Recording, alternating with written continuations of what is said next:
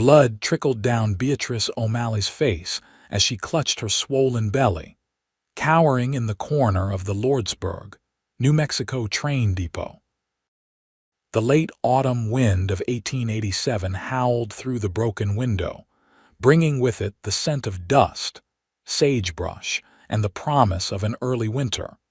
But none of these concerned her as much as the footsteps disappearing into the night. "He's gone," she whispered to herself, finally allowing the tears to fall. At 22 years old, 6 months pregnant, and now utterly alone in a strange town, Beatrice felt her last threads of hope slipping away. Her wedding ring, along with what little money she'd possessed, had been stolen by the man who'd promised to love her forever, the same man who just left her bruised and bleeding on the depot floor. The train that had dropped them off had departed hours ago, continuing west toward California. The station agent had closed up for the night, not noticing the woman who had stayed behind in the shadows with her husband. Now that same husband was gone, and Beatrice knew he wasn't coming back. A particularly violent gust of wind extinguished the lone lantern outside the depot window, plunging the small waiting area into darkness. Beatrice tightened her arms around herself, her thin dress offering little protection against the cold. Her baby kicked, as if sensing her distress, and she rubbed her belly in a futile attempt at reassurance. "We'll be all right," she whispered, though the words rang hollow even to her own ears. The bruises forming on her face and arms told a different story, as did the painful twinge in her side where Gregory's boots had landed. She prayed the baby wasn't harmed. The sound of approaching hoofbeats made her shrink further into the corner. Had Gregory returned? Fear paralyzed her as the steps grew louder, then stopped just outside. The door to the depot creaked open, sending a shaft of moonlight across the wooden floor. "Hello," a deep voice called. "Station's closed till morning, but I thought I saw someone through the window." Beatrice held her breath, trying to make herself invisible in the shadows.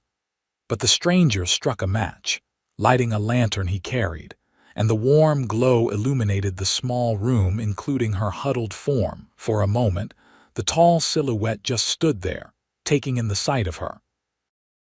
Then he stepped forward, and in the lamplight, Beatrice could see him clearly. A tall man with broad shoulders, a weathered face, and eyes that widened with concern when they fell on her battered face. "My God," he breathed, setting the lantern down carefully. "What happened to you, madam?" She couldn't answer, her throat too tight with fear and shame. The man took another step, then stopped when she flinched. "I ain't gonna hurt you," he said softly, removing his hat to reveal dark hair streaked with the earliest threads of silver at the temples. He looked to be in his early 30s, with a face that had seen its share of sun and hardship. "I'm Isaac Donovan. I work the Rocking D Ranch outside town." When she still didn't respond, he crouched down, keeping a respectful distance. "You're hurt, and—" His eyes dropped to her belly, in no condition to be alone out here, temperatures dropping fast tonight. As if to emphasize his point, another gust of wind rattled the windows. Beatrice shivered involuntarily. "My husband," she finally managed, her voice barely audible. "He left me here." Isaac's jaw tightened, but his voice remained gentle.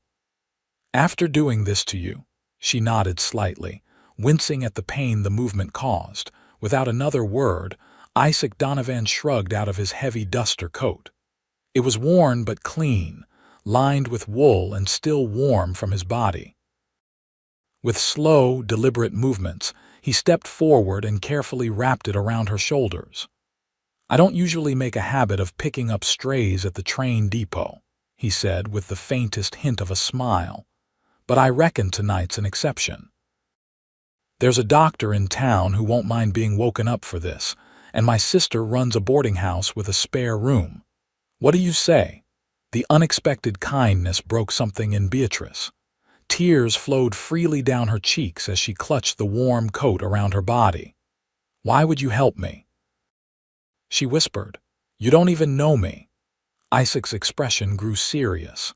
"Madam, where I come from, you don't leave a wounded creature to suffer, and you sure as hell don't leave a lady in your condition alone in the cold." He paused, then added simply, "It ain't right." After a moment's hesitation, Beatrice nodded. What choice did she have? She couldn't stay here, and she had nowhere else to go. "My name is Beatrice," she said softly. "Beatrice O'Malley." "Well, Miss Beatrice," Isaac said, offering his hand, "let's get you somewhere safe." When she placed her trembling fingers in his calloused palm, she had no way of knowing that this chance encounter at Lordsburg Depot would change both their lives forever. Isaac helped her to her feet with careful, respectful hands. He was mindful of her condition, supporting her weight without making her feel helpless. "My horse is outside," he explained. "Can you ride? It's not far to town." Beatrice nodded. "I grew up riding," she admitted, "though it's been some months now." Isaac led her outside where a large chestnut gelding waited patiently. The night air bit at her exposed skin, making the warmth of his coat all the more precious. She clutched it tightly around herself as Isaac adjusted the stirrups. "I'll help you up, then climb on behind you," he said. "That way you won't fall." With surprising gentleness for such a large man, Isaac lifted Beatrice onto the saddle, then mounted behind her. His presence at her back was solid and secure without being threatening. He reached around her to take the reins, creating a protective circle with his arms. "All right?" he asked near her ear. "Yes," she replied, though everything in her life was far from all right. They rode slowly through the darkness toward the main part of Lordsburg. The town was mostly quiet at this late hour, with only a few establishments still showing lights in their windows. Isaac guided the horse down the main street, past the saloon where raucous laughter spilled out into the night, and toward a modest house set slightly apart from the others, where a single lamp burned in the window. "Doc Mitchell," Isaac explained, dismounting and then helping Beatrice down. "Good man. Served as a surgeon during the war." He knocked firmly on the door, keeping one hand supportively under Beatrice's elbow. After a moment, footsteps approached, and the door swung open to reveal a white-haired man with spectacles perched on his nose. "Donovan," he said gruffly, then his eyes fell on Beatrice. His expression immediately changed. "Bring her in." Isaac guided Beatrice into a tidy front room that served as the doctor's waiting area. Through a doorway, she could see an examination table and cabinets of medical supplies. "Found her at the depot," Isaac explained tersely. "Her husband left her there after working her over pretty good. She's expecting." Dr. Mitchell's kind eyes surveyed Beatrice's injuries with professional detachment. "Let's have a look at you, young lady." For the next half hour, the doctor gently examined Beatrice's injuries. Isaac stepped outside during the more intimate portions of the examination, but remained close by, his presence somehow reassuring even through the closed door. "You're fortunate, Doctor," Mitchell finally said, applying a salve to the cut on her cheekbone. "The baby seems unharmed. You've got some nasty bruising, especially on your ribs, but nothing's broken. I want you to rest, though. No strenuous activity for at least a week." Beatrice nodded, pulling Isaac's coat back around her shoulders. "I don't have any money to pay you," she admitted shamefully. Dr. Mitchell waved away her concern. "Isaac and I have an arrangement.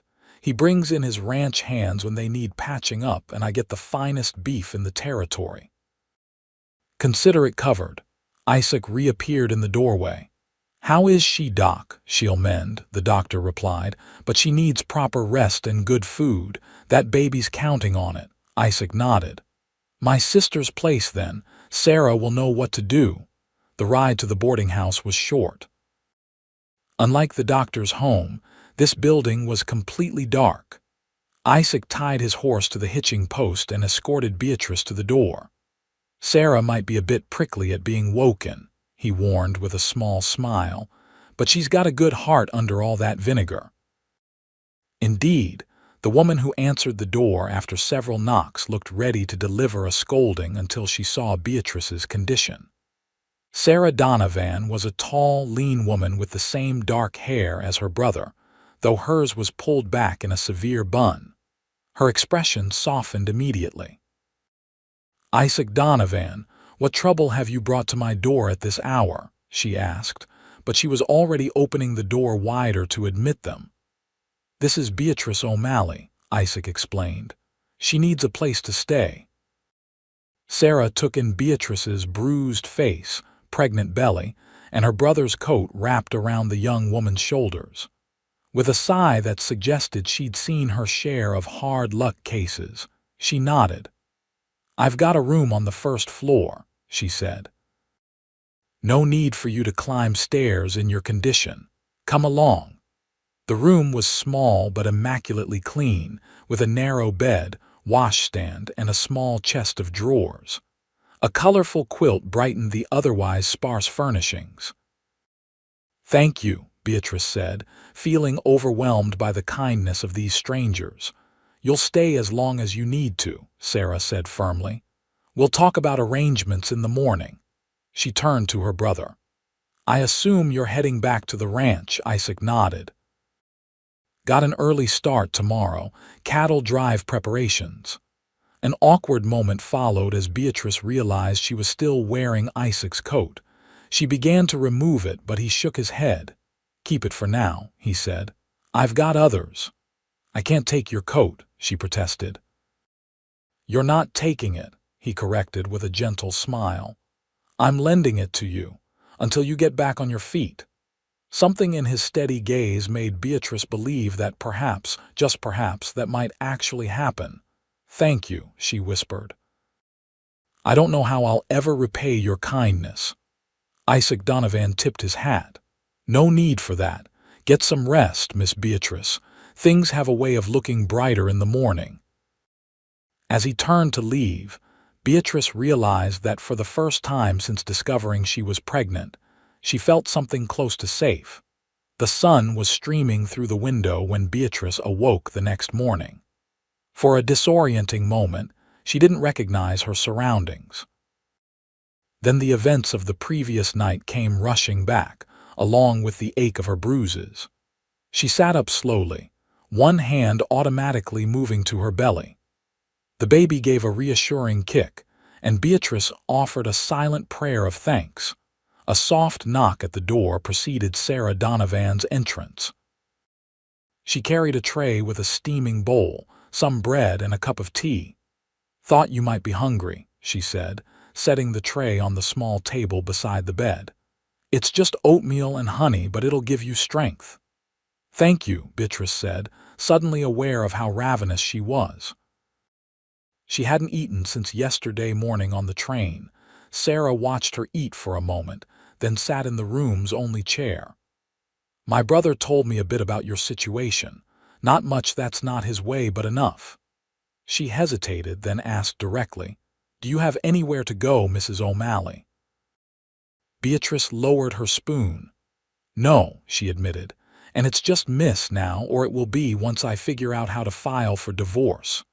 Sarah raised an eyebrow but didn't comment on the divorce. "No family. My parents died 2 years ago. That's when I met Gregory, my husband. He was passing through our town in Ohio, working as a salesman.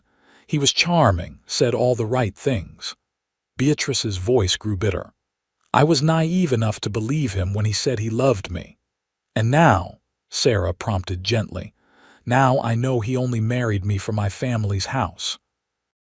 He sold it right after the wedding, saying we'd use the money to start a new life out west. But the money's been disappearing, along with his affection." She touched her bruised face. "This started about the time I told him I was expecting. Last night was just the worst of it." Sarah's expression hardened. "Some men don't deserve the title," she said.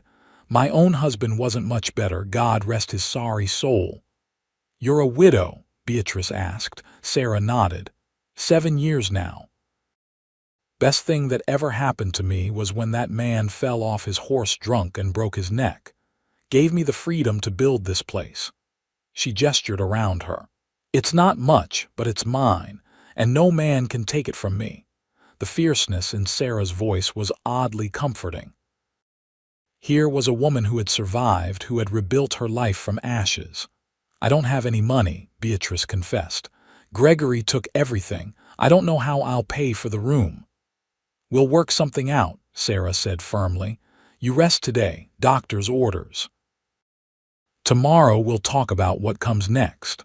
After Sarah left, Beatrice finished her breakfast and then, exhausted despite having just woken, fell back asleep.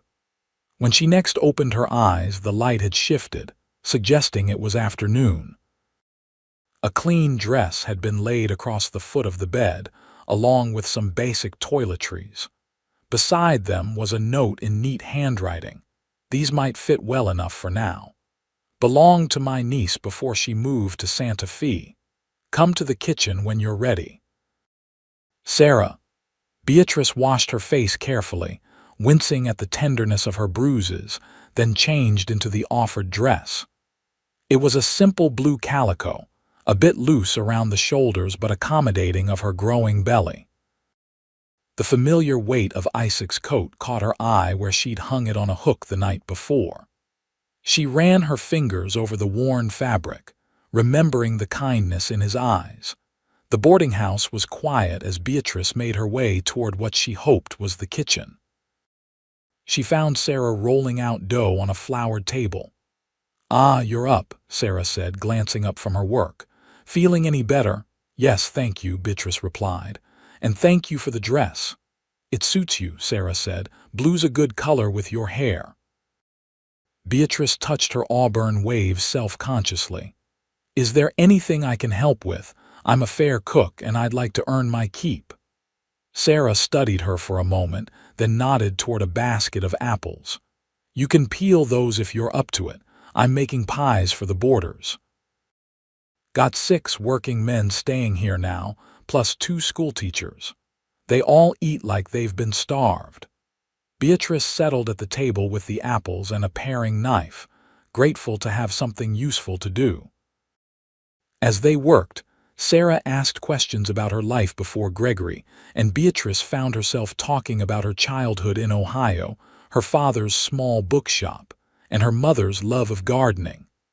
I always thought I'd have a garden of my own someday, she admitted. Foolish dream now, I suppose. Not foolish, Sarah corrected. Just on hold. The kitchen door swung open and Isaac Donovan entered, removing his hat as he crossed the threshold. Beatrice's heart gave an unexpected flutter at the sight of him. In the daylight, she could see him more clearly, the strong line of his jaw, the crow's feet at the corners of his eyes, the way his dark hair curled slightly where it met his collar. Didn't expect to see you back so soon, Sarah said to her brother.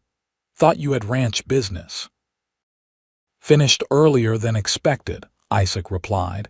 His eyes met Beatrice's. How are you feeling today, Miss Beatrice? Better, thank you, she said. Your sister has been very kind. Kind isn't the word most people use for Sarah, he teased, earning a glare from his sister. I'm practical, Sarah corrected. And speaking of practical, what brings you to town on a busy Tuesday? Isaac reached into his pocket and pulled out a small pouch, which he placed on the table. Brought the money I owe you for putting up 2 of my hands last month, he said. And I wanted to see how our guest was settling in. Our guest, Sarah repeated with raised eyebrows. So she's our responsibility now, is she? Isaac's face reddened slightly. I just meant I know what you meant, Sarah interrupted, her expression softening. And you're right, she is. She turned to Beatrice. My brother and I look after our own, and until you tell us otherwise, that includes you. Beatrice felt tears prick her eyes. I don't know what to say. You don't need to say anything, Isaac said. but if you're feeling up to it, I thought you might like to take a short walk. Doctor said light exercise would be good, and it's a fine afternoon. Beatrice glanced at Sarah, who nodded encouragingly. Fresh air would do you good, the older woman agreed. Just don't overdo it. Minutes later, Beatrice found herself walking beside Isaac down Lordsburg's Main Street. She draped his coat over her shoulders again, more from a desire for security than from cold, as the afternoon was pleasantly mild. It's not much of a town, Isaac said as they strolled past the general store, but it's growing. The railroads brought new folks and the mines keep men employed. It seems nice, Beatrice said politely. In truth, Lordsburg looked like many of the small western towns they'd passed through on their journey, a single main street lined with wooden buildings, a few side streets with modest homes, and open country beyond. What will you do now? Isaac asked after a comfortable silence. Do you have plans? Beatrice laughed mirthlessly. Plans? No. Until yesterday, my plan was to follow my husband to California, where he claimed to have a business opportunity waiting. She touched her swollen middle. Now my only plan is to ensure this child has a better life than I can presently imagine. Isaac nodded thoughtfully. That's a worthy plan. He hesitated, then added, You know, Sarah could use help at the boarding house. She won't admit it, but running that place alone is wearing her down. She's not as young as she thinks she is. I'd be happy to help, Beatrice said quickly. I suggested as much this morning. It wouldn't be charity, Isaac assured her. Sarah doesn't have a charitable bone in her body. If she takes you on, it's because she needs the help. They had reached the edge of town, where the road continued west toward distant mountains. Beatrice paused, looking out at the vast landscape. The open sky and endless horizon were so different from the close, wooded hills of Ohio. It's beautiful in its way, she said. Harsh, but honest. Isaac glanced at her with newfound respect. That's exactly right. Most Easterners only see the hardship, not the beauty. I'm not blind to the hardship, Beatrice admitted. I just think beauty and hardship often go hand in hand. Isaac's expression grew thoughtful. You've had your share of hardship lately, he observed quietly.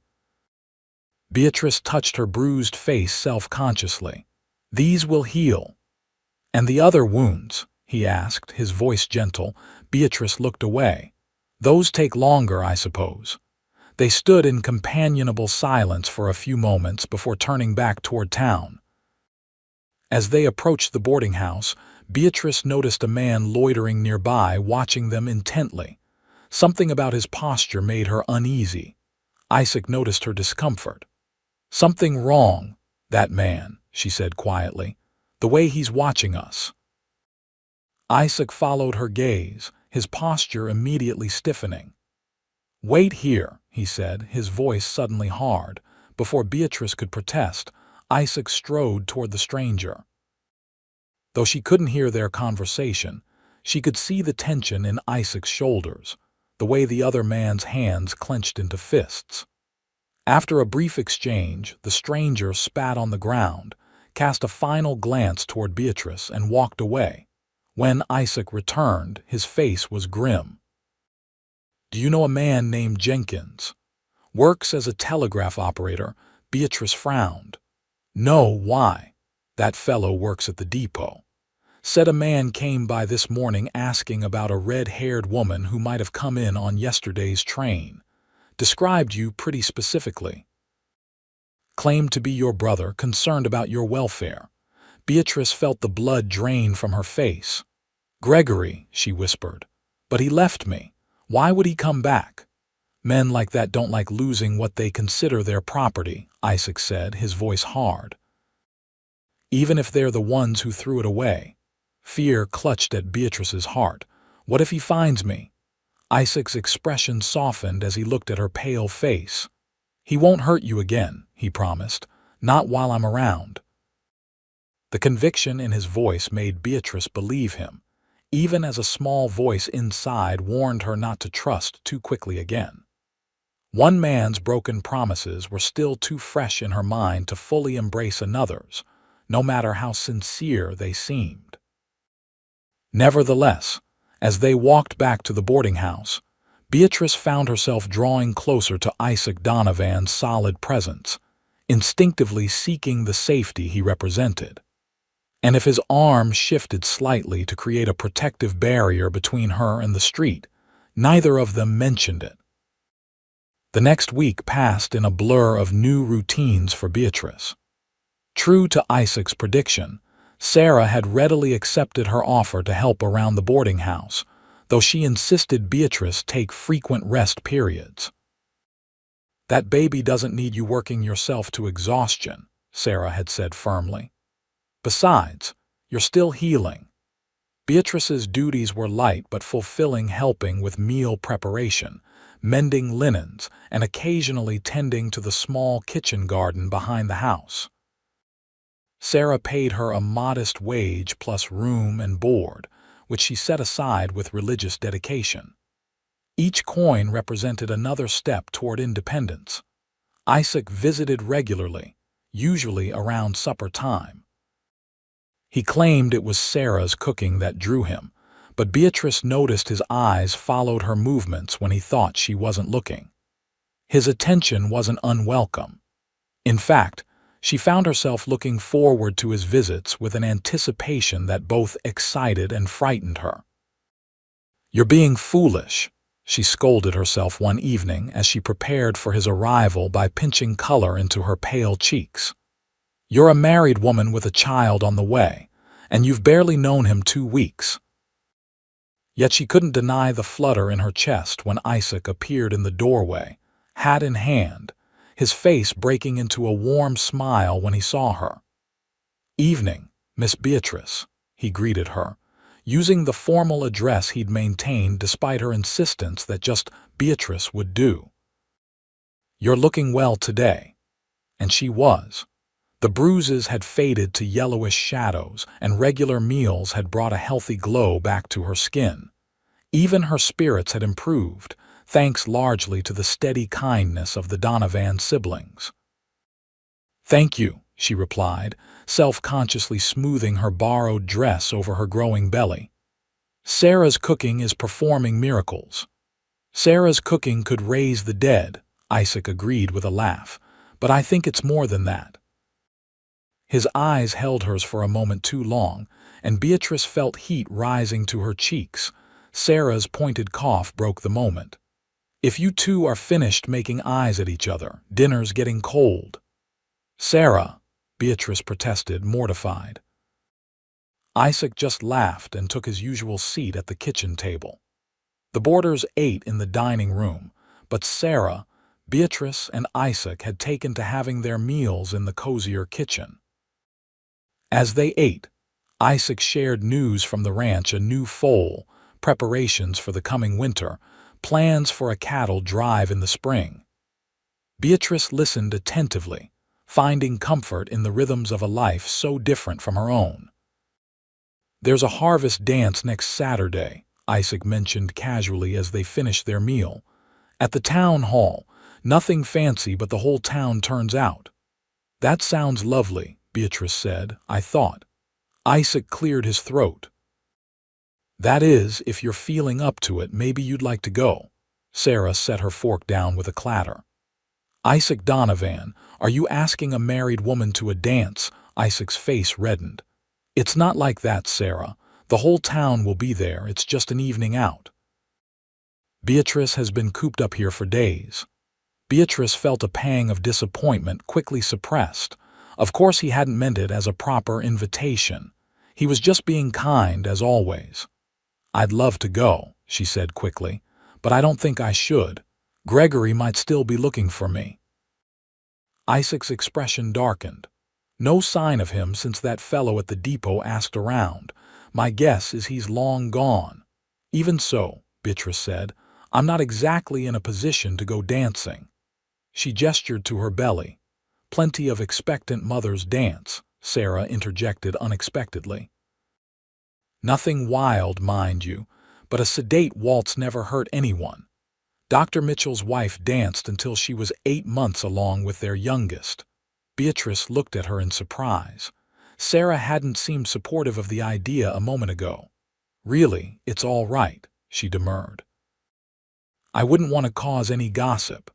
Folks will gossip regardless, Sarah said with unexpected gentleness.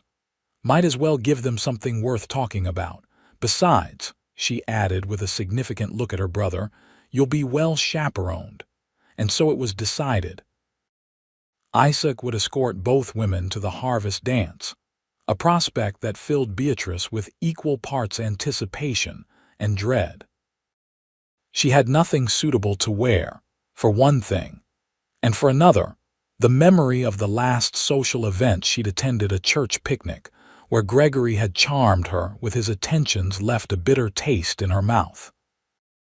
Yet as the week progressed and the night of the dance drew nearer, Beatrice found herself looking forward to it.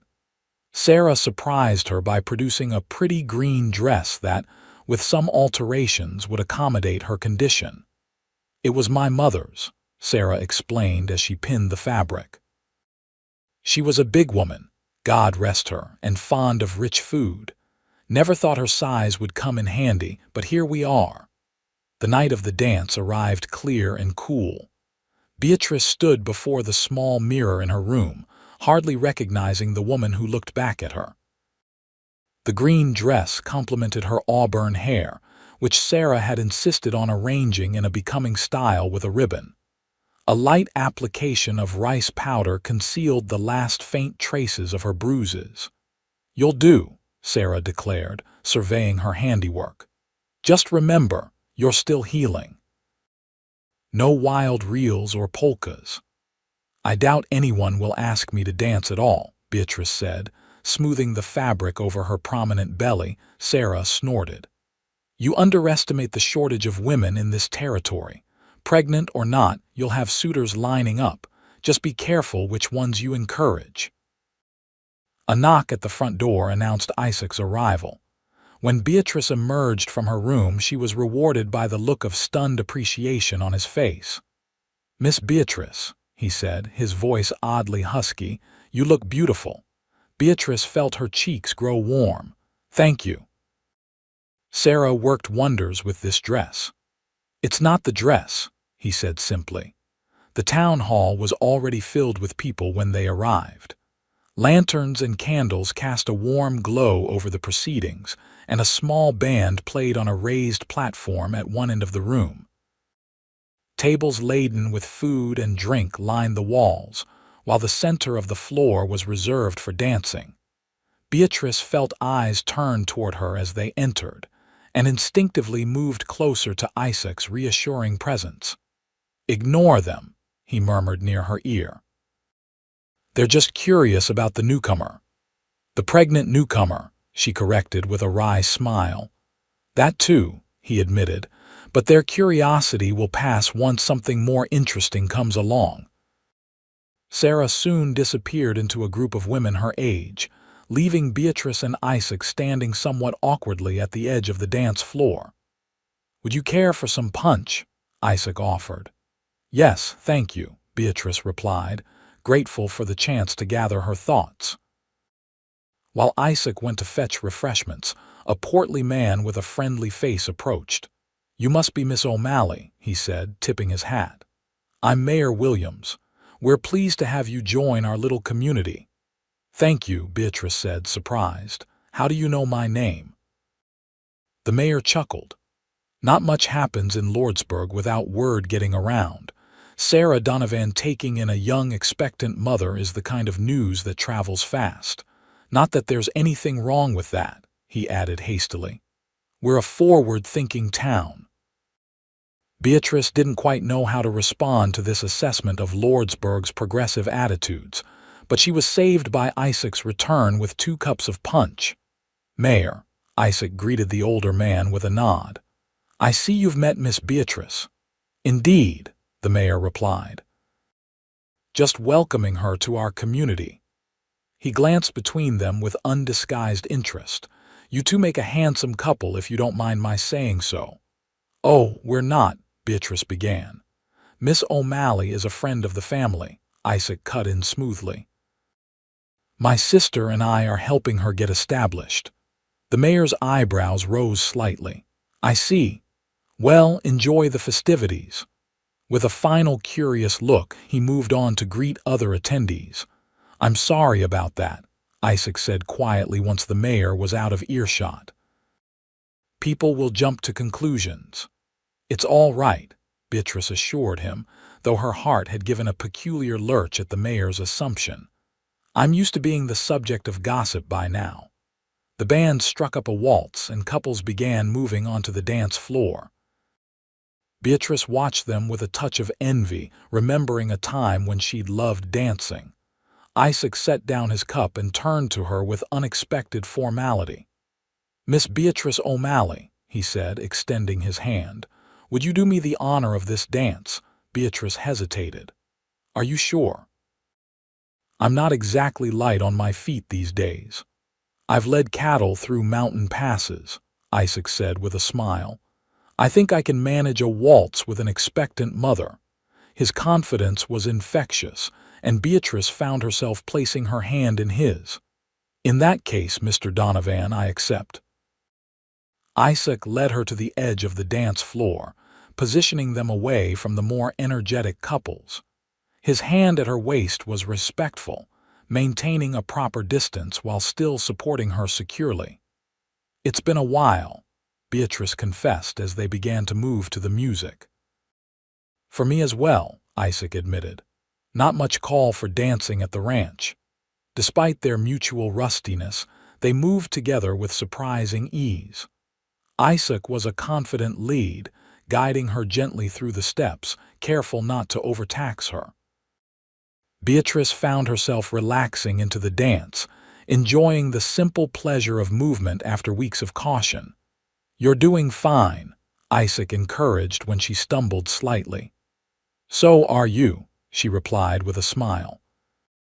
As they circled the floor, Beatrice became aware of curious glances and whispered comments, but found she cared less than she'd expected.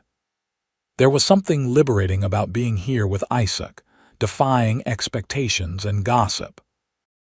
The music ended too soon, and Isaac led her back to the edge of the room. "Thank you," he said, as if she had done him the favor. "It was my pleasure," she replied truthfully. The evening continued pleasantly. Isaac introduced her to several of his friends and acquaintances, all of whom treated her with polite curiosity. No one directly mentioned her condition or lack of a husband, though Beatrice could read the questions in their eyes. Sarah rejoined them occasionally, clearly keeping an eye on the situation but not hovering too obviously. During one of her absences, Isaac guided Beatrice to a quiet corner. "Are you enjoying yourself?" he asked. "More than I expected to," she admitted. "Though I think I'm the subject of considerable speculation." Isaac's expression grew serious. "Does that bother you?" Beatrice considered the question. "It should, shouldn't it? A proper woman would be mortified." "Are you a proper woman?" he asked, his eyes twinkling. Beatrice laughed, surprising herself. "I used to think so. Now I'm not sure what I am besides expectant and alone." "Not alone," Isaac corrected quietly. "Not anymore." The intensity in his gaze made Beatrice's breath catch. For a moment, the noise of the party faded, and it seemed as if they were the only two people in the room. The spell was broken by a commotion near the entrance. Raised voices carried across the room, and Beatrice saw several men converging on a disturbance by the door. "What's happening?" she asked, craning her neck to see. Isaac frowned, moving slightly to shield her from whatever was occurring. "Not sure. Wait here, I'll check." But before he could move away, the crowd parted, and Beatrice felt her blood turn to ice. Standing in the center of the disturbance, disheveled and clearly drunk but unmistakable, was Gregory O'Malley. "Where is she?" he was demanding loudly. "Where's my wife?" Beatrice instinctively shrank back, her hand going protectively to her belly. Isaac noticed her reaction immediately. "That's him, isn't it?" he asked, his voice low and hard. "Your husband." She could only nod, fear closing her throat. "Stay here," Isaac said firmly. "I'll handle this." "Isaac?" "No," Beatrice began, but he was already moving toward the confrontation, his tall figure cutting through the curious onlookers. Gregory spotted her at the same moment, his bloodshot eyes narrowing with malicious recognition. "There you are, you faithless bitch," he snarled, lurching in her direction. Isaac intercepted him, placing himself squarely in Gregory's path. "That's far enough, O'Malley." Gregory looked up at the taller man with bleary confusion. "Who the hell are you?" "Someone who doesn't like men who beat their wives," Isaac replied evenly. "Especially pregnant ones." Gregory's face contorted with rage. "That's my wife and my child. Get out of my way." "No," Isaac said simply. The simple refusal seemed to enrage Gregory further. With a roar, he launched himself at Isaac, swinging wildly. Isaac sidestepped the clumsy attack, then delivered a single powerful blow to Gregory's midsection. The smaller man doubled over, gasping for breath. The town sheriff, alerted by the commotion, pushed through the crowd. "What's going on here?" he demanded. "This man assaulted me," Gregory wheezed, pointing at Isaac. "Attacked me for no reason." "That's not true," Beatrice said, finding her voice at last as she moved to stand beside Isaac. "He was defending me. This man, my husband, abandoned me at the train depot after beating me. He's dangerous." The sheriff looked between them, then at the watching crowd. "Is that right, Donovan?" Isaac nodded. "Found her at the depot myself, bruised and alone. Doc Mitchell treated her injuries. He can confirm." The sheriff turned to Gregory. "That true, mister? She's my wife," Gregory insisted, as if that explained everything. "I have the right to discipline her as I see fit, and she's carrying my child. I've come to take what's mine." A murmur of disapproval ran through the onlookers. Even in the rough and ready society of the frontier, there were limits to what was considered acceptable treatment of a woman. "Not in my town, you don't," the sheriff said firmly. "We've got laws here, and beating a pregnant woman isn't something we take kindly to." "She's lying," Gregory protested, but his bloodshot eyes and alcohol-fueled belligerence undermined his credibility. "I think you'd better spend the night in my jail," the sheriff decided. "Sleep it off, and we'll sort this out in the morning." He gestured to a deputy who stepped forward to take Gregory's arm. Gregory resisted briefly, then seemed to deflate. "This isn't over," he said, glaring at Beatrice. "You're still my wife. You belong to me." "Not anymore," Beatrice replied, surprising herself with her steadiness. "I want a divorce, Gregory. I'll never come back to you." Gregory lunged toward her again, but the deputy restrained him. "You'll regret this," he spat as they dragged him away.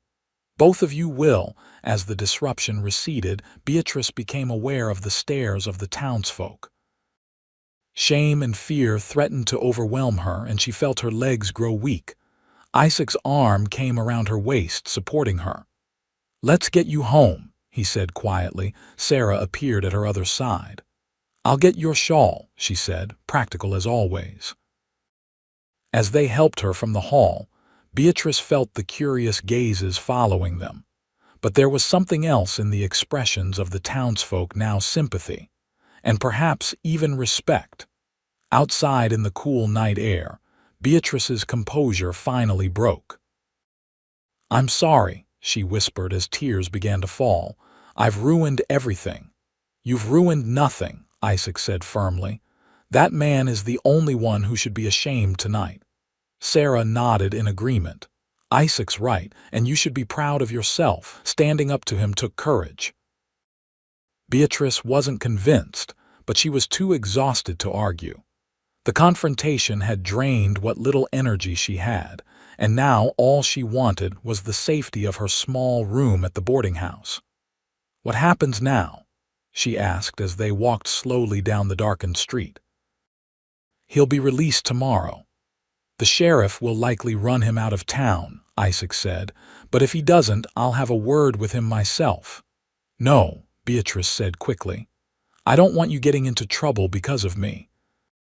"It wouldn't be the first time," Sarah muttered, earning a reproving glance from her brother. "What Sarah means," Isaac clarified, "is that I can handle myself.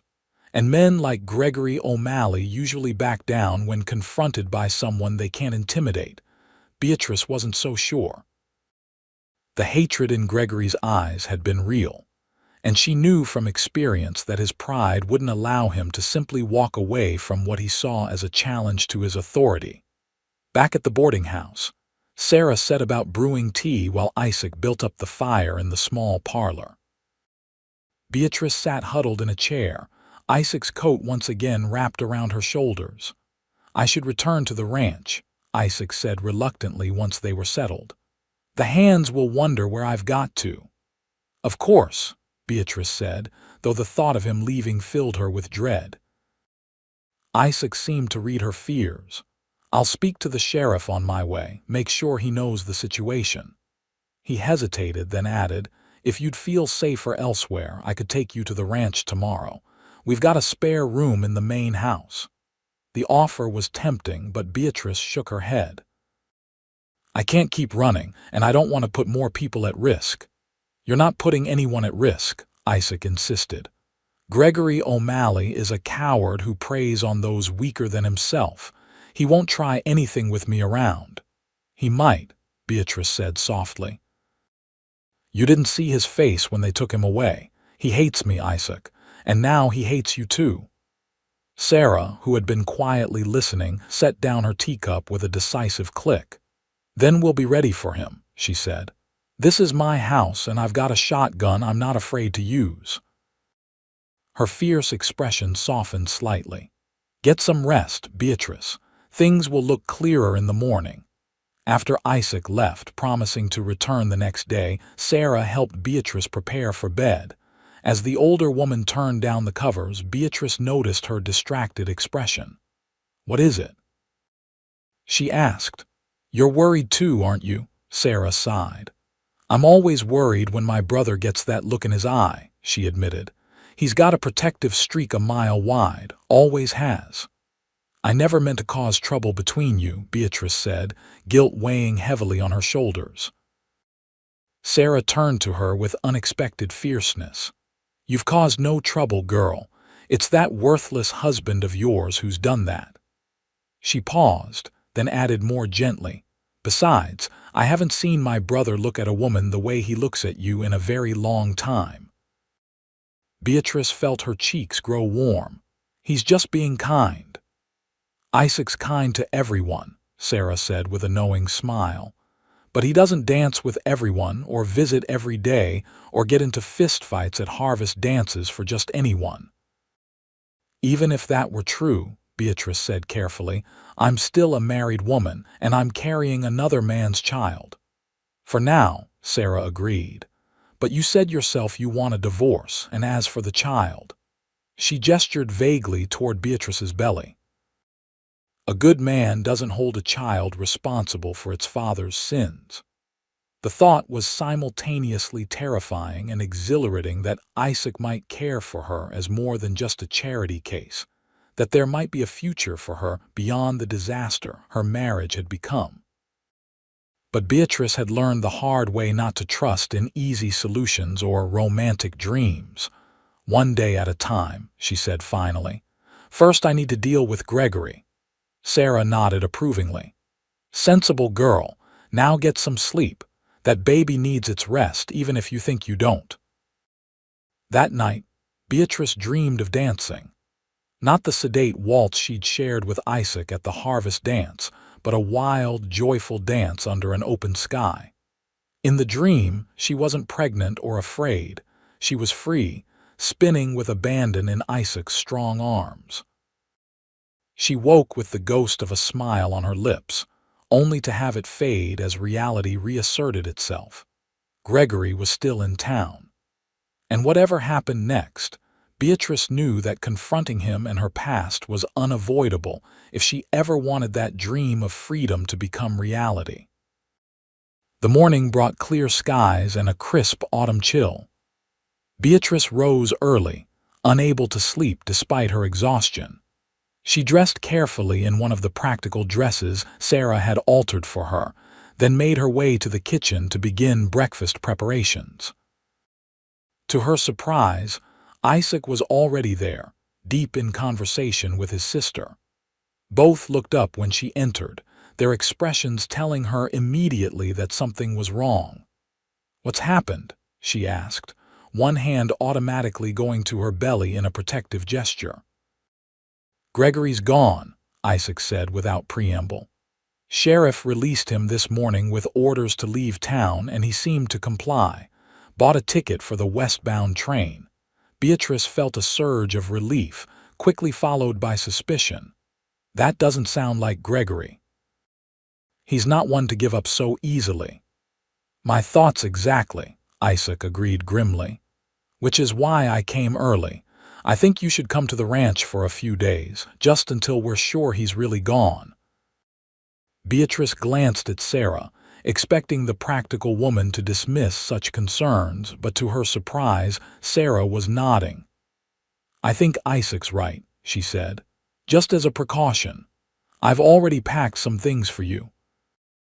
The fact that both Donovans were worried enough to take such measures sent a chill through Beatrice. "You really think he'd try something?" Isaac's expression darkened. "Men like O'Malley don't like being humiliated publicly, and he made it clear he considers you his property." "The ranch is isolated," Sarah added. "No one would go there looking for you, and Isaac has men who can keep an eye out." Beatrice considered their arguments. She'd been trying to convince herself that Gregory's appearance at the dance had been the last gasp of his control over her, that he would recognize the futility of pursuing her and move on with his life. But deep down, she knew better. Gregory's rage had been real, and his threats weren't empty. "All right," she agreed reluctantly, "but only for a few days. I can't hide forever." "Just until we're sure he's left the territory," Isaac promised. "Sarah has business in Santa Fe next week anyway. You can return with her if all's clear by then." The plan was practical, and Beatrice found herself nodding in agreement despite her reservations about imposing further on the Donovans' hospitality. They left within the hour, Beatrice riding in Isaac's wagon while he drove. The Rocking D Ranch lay about 10 miles outside Lordsburg, close enough for convenient trips to town, but far enough to offer the isolation Sarah had mentioned. As they traveled, Beatrice watched the landscape unfold before her. The terrain was harsher than anything she'd known in Ohio, with scrubby vegetation clinging to rocky soil and distant mountains shimmering in the heat. Yet there was a stark beauty to it that appealed to something in her soul, perhaps the same part that had found the courage to stand up to Gregory the night before. "It's beautiful out here," she said, breaking the companionable silence. Isaac glanced at her with a pleased expression. "Most Easterners don't think so. They see the harshness, not the beauty." "It's honest," Beatrice said, echoing her earlier sentiment. "There's no pretense. The land is what it is, and it makes no apologies for it." Isaac studied her for a moment, something like admiration in his eyes. "You're an unusual woman, Beatrice O'Malley." "I'm not sure that's a compliment," she replied with a small smile. "It is," he assured her, "unusual in the best way possible." They crested a rise, and suddenly the ranch spread out before them, a collection of sturdy buildings nestled in a small valley, with corrals and outbuildings arranged in a practical manner. A creek wound through the property, its banks lined with cottonwood trees that provided welcome shade. Cattle grazed on the surrounding hillsides, and horses moved about in a large paddock near the main house. It's not much, Isaac said, a hint of apology in his voice. Nothing like what you're probably used to back east. It's wonderful, Beatrice said sincerely. You've built something real here. Isaac's face softened with pride. My father started it. I've just tried to keep it going, make it a little better each year. As they approached the main house, a woman emerged onto the porch, shading her eyes against the sun. She was older than Beatrice had expected, with silver-streaked dark hair and a face weathered by years in the sun. That's Alina, Isaac explained. She keeps house for me, been with the family since I was a boy. Alina greeted them with obvious curiosity, her dark eyes taking in Beatrice's condition with a quick, assessing glance. Isaac introduced them in a mixture of English and Spanish, explaining the situation in terms that spared Beatrice's dignity while conveying the seriousness of the circumstances. Alina's expression softened immediately. La pobrecita, she said, taking Beatrice's hand in her work-roughened ones. You come inside now, rest, eat, everything better soon. The interior of the ranch house was surprisingly comfortable. Simple furniture built for practicality rather than show filled the rooms, but touches of beauty were evident in hand-woven blankets, carefully crafted pottery, and a few well-chosen paintings. A large fireplace dominated the main room, currently unlit in the autumn warmth. It's lovely, Beatrice said, meaning it. Isaac looked pleased but embarrassed by her approval. Alina makes it comfortable. Left to my own devices, it would be considerably less welcoming. Alina led Beatrice to a small but pleasant bedroom at the back of the house. For guests, she explained in her accented English. You rest now. Baby needs rest. Left alone, Beatrice sat on the edge of the bed, feeling oddly disoriented. Just weeks ago, she had been traveling west with a husband she already feared, heading toward a future that grew more uncertain with each mile. Now here she was, a guest in a stranger's home, contemplating divorce and facing an unknown future as a single mother. Yet despite the uncertainty, Beatrice felt a curious sense of peace. For the first time since her parents' deaths, she wasn't alone in her struggles. The Donovans had taken her in without question, offering protection and friendship when she needed it most. And then there was Isaac himself. Beatrice couldn't deny the growing attraction she felt toward him, his quiet strength, his unexpected gentleness, the way his eyes crinkled when he smiled. But she was still married, still carrying another man's child. Any feelings beyond friendship would only complicate an already difficult situation. A knock at the door interrupted her thoughts. Alina entered with a tray bearing a glass of milk and some freshly baked bread. You eat, she said firmly. Then rest. Senor Isaac, he worry about you. Say you very brave but need care. Beatrice felt her cheeks warm at the thought of Isaac discussing her with his housekeeper. He's been very kind, she said carefully. Alina's dark eyes twinkled knowingly. She, very kind, but not just kind. He look at you like man who sees sunrise after long night. Before Beatrice could formulate a response to this startling observation, Alina patted her hand and left, closing the door softly behind her. Alone again, Beatrice ate the simple meal, finding herself surprisingly hungry. Afterward, weariness overcame her, and she stretched out on the bed for what she intended to be a brief rest. She fell asleep almost instantly. When she woke, the quality of light in the room had changed, suggesting it was late afternoon. Feeling refreshed and slightly embarrassed at having slept so long, Beatrice smoothed her dress and hair before venturing out of the bedroom. She found Isaac in what appeared to be a study, bent over account books at a large desk. He looked up when she entered, his face lighting with a smile that made her heart skip. You're awake, he said, rising from his chair. Did you rest well? Too well, Beatrice admitted. I didn't mean to sleep half the day away. You needed it, Isaac said simply. And there's no schedule here you need to worry about. Beatrice moved to the window, looking out at the ranch spread before her. Men were working with horses in a corral nearby, their shouts and the animals' movements creating a lively tableau. It's so peaceful here, she observed. So far from everything. Isaac came to stand beside her, his tall frame casting a slight shadow. That's what I love about it. The world could be ending in town, and out here, life just goes on. Cattle graze, horses need training, crops need tending. Is that why you became a rancher? She asked. For the peace, Isaac considered the question. Partly, but mostly it was what I knew. My father taught me to love this land, to respect what it can give and what it can take away.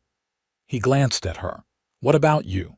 What did you dream of becoming before life took its unexpected turns? The question caught Beatrice off guard. It had been so long since anyone had asked about her dreams. I wanted to be a teacher, she admitted.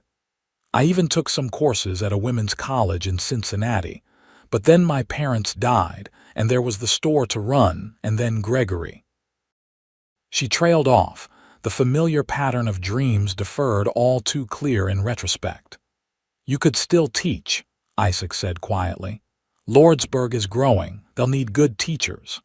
The simple faith in her abilities warmed Beatrice in a way she hadn't expected. Perhaps, she said, allowing herself to consider the possibility for the first time in years. Once the baby comes and things settle.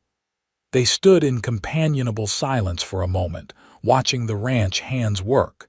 Then Isaac cleared his throat. I spoke with Judge Peterson this morning before we left town about your situation. Beatrice turned to him in surprise. You did? Isaac nodded, his expression serious. He says there are grounds for divorce, especially given the circumstances. Abandonment and cruel treatment are both recognized causes in the territory.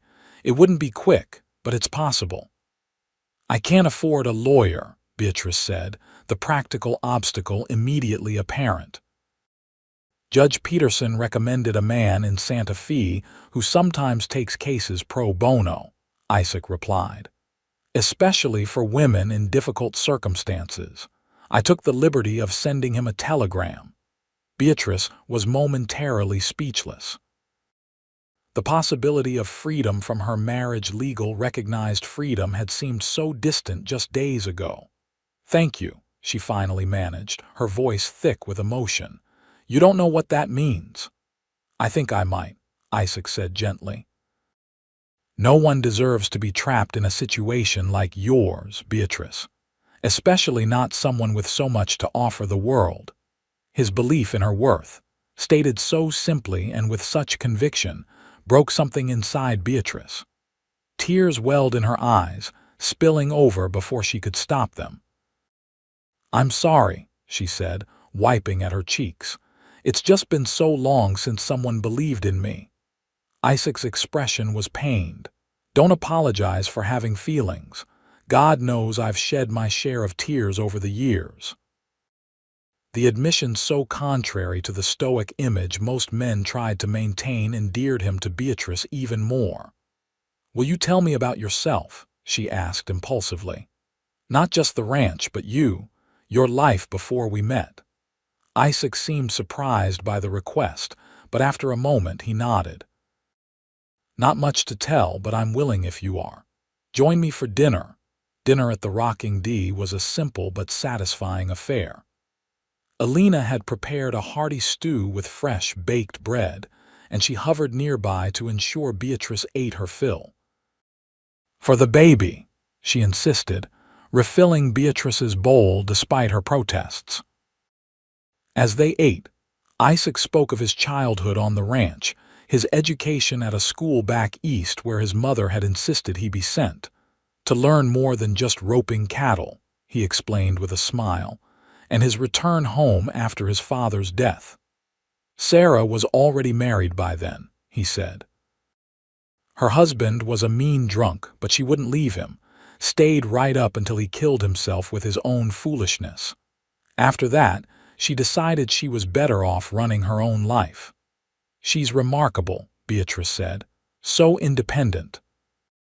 Stubborn is the word I'd use, Isaac replied with obvious affection. But yes, remarkable too.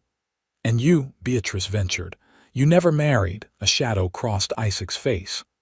Once. A long time ago, her name was Margaret. She died in childbirth along with our son. Oh, Isaac, Beatrice breathed, instinctively reaching across the table to touch his hand. I'm so sorry. He turned his palm up, briefly squeezing her fingers. It was 15 years ago. The pain fades, though it never quite disappears. His eyes met hers. That's why. When I found you at the depot that night, I couldn't just leave you there. The connection between them in that moment was palpable, a shared understanding of loss and resilience that transcended words. Beatrice felt her heart expanding with emotion she wasn't ready to name. The moment was broken by Alina's return with coffee and a simple apple cake. As they turned to lighter topics, the upcoming winter, plans for the ranch, stories of the town's more colorful characters, Beatrice found herself relaxing into a sense of companionship she'd almost forgotten was possible. Later, as they sat before the now lit fireplace, Beatrice found the courage to ask the question that had been on her mind since the harvest dance. You think Gregory has really left town? Isaac's expression grew serious. I hope so. But I won't lie to you, something about the whole situation doesn't sit right. He seemed too willing to leave after making such a scene. That's what I thought, Beatrice admitted. It's not like him to give up so easily, especially when his pride is involved. The sheriff's keeping an eye out, Isaac assured her. And I've asked my men to be alert for strangers around the ranch. You're safe here, Beatrice, she nodded, wanting to believe him. I've been running from Gregory's anger for so long, I'm not sure I remember what safe feels like anymore. Isaac studied her face in the firelight. You will, he promised quietly. You will. The next few days established a peaceful routine.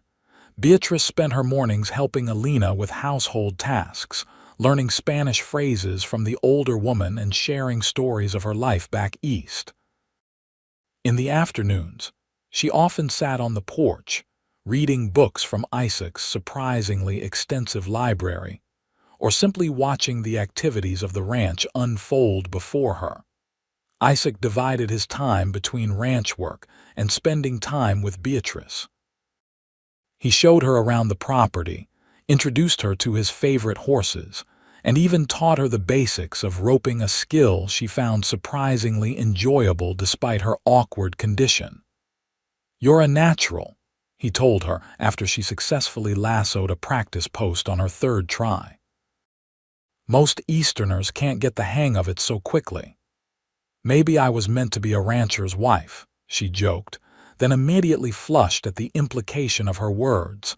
If Isaac noticed her discomfort, he didn't show it. Instead, he merely smiled and said, Maybe you were meant to be whatever you decide to be, Beatrice. That's the beauty of the West, it lets people reinvent themselves. The words stayed with her, a promise of possibility in a life that had seemed so constrained.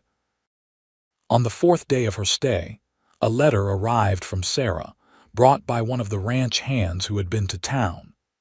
She would be delayed in returning from Santa Fe, she wrote, as some business matters were taking longer than expected.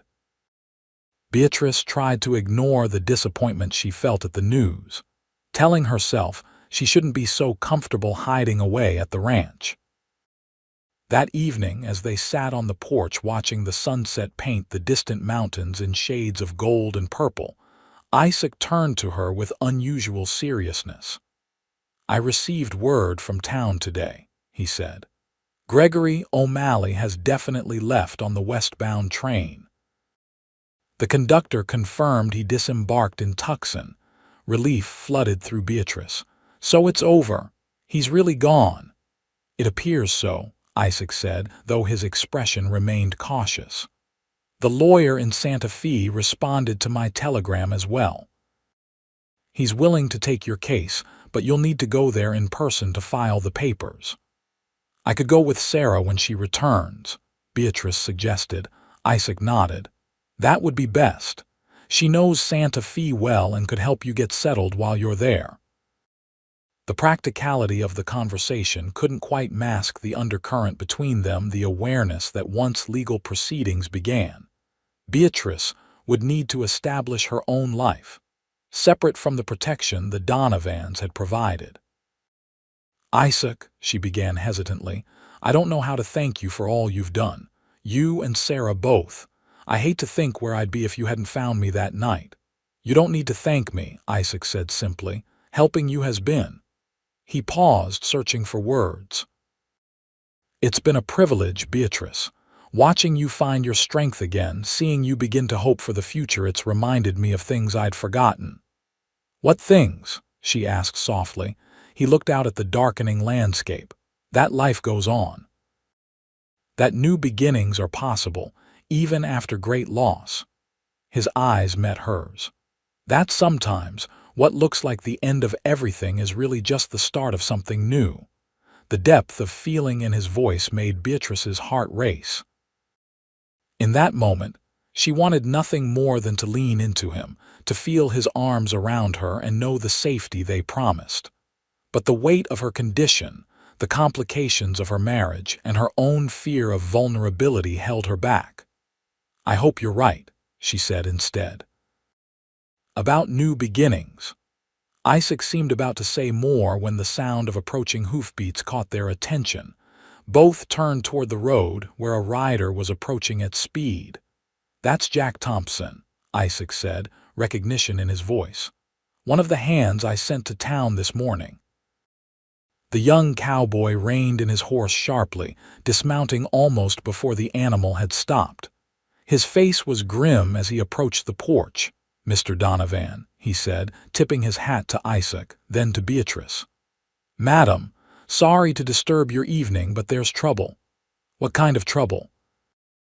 Isaac asked, immediately alert. It's that O'Malley fellow, Jack said, glancing at Beatrice apologetically. Sheriff Timmons just found out he never got on that train to Tucson. Bought the ticket to throw folks off his trail, but he's been seen hanging around Lordsburg. At the Broken Spoke Saloon, asking questions about the ranch. Beatrice felt the blood drain from her face. He's looking for me. Appears so, madam, Jack confirmed. Sheriff wanted you to know right away, Mr. Donovan. Said he's got men watching for him, but O'Malley's been careful. Only shows himself when he's drinking, then disappears again. Isaac's expression hardened. Thank you, Jack. Tell the men to double the night watches and make sure everyone's armed. He turned to Beatrice. You'll stay here tonight. In the morning, we'll figure out what to do. But Beatrice was already shaking her head. No, Isaac, I can't put you and your people in danger. Gregory is my problem, not yours.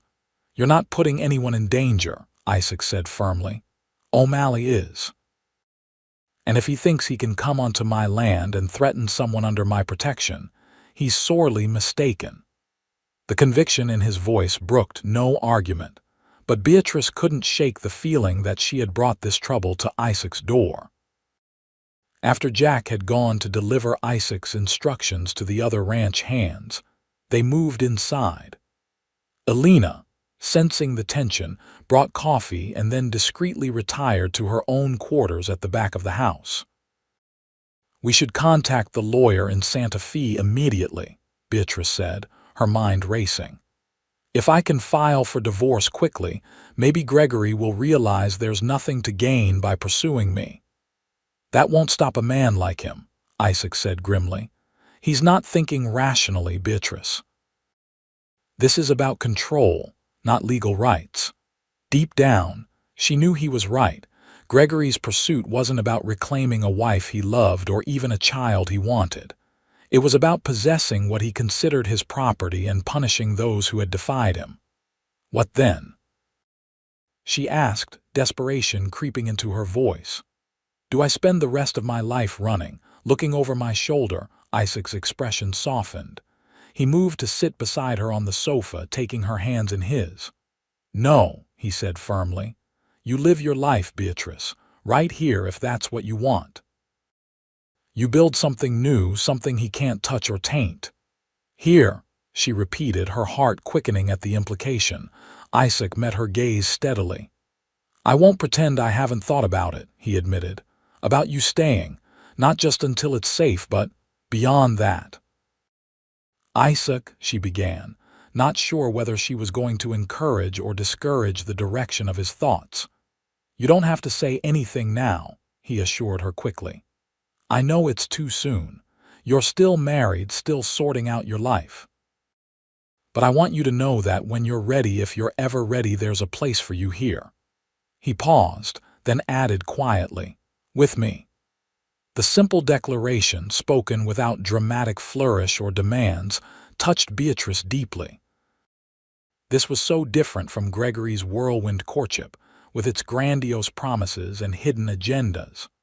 Isaac was offering her something real, something built on mutual respect and genuine affection rather than possession. "I don't know what to say," she confessed. "Except that being here with you, it's the first time I've felt like myself in years." Isaac's smile was tender.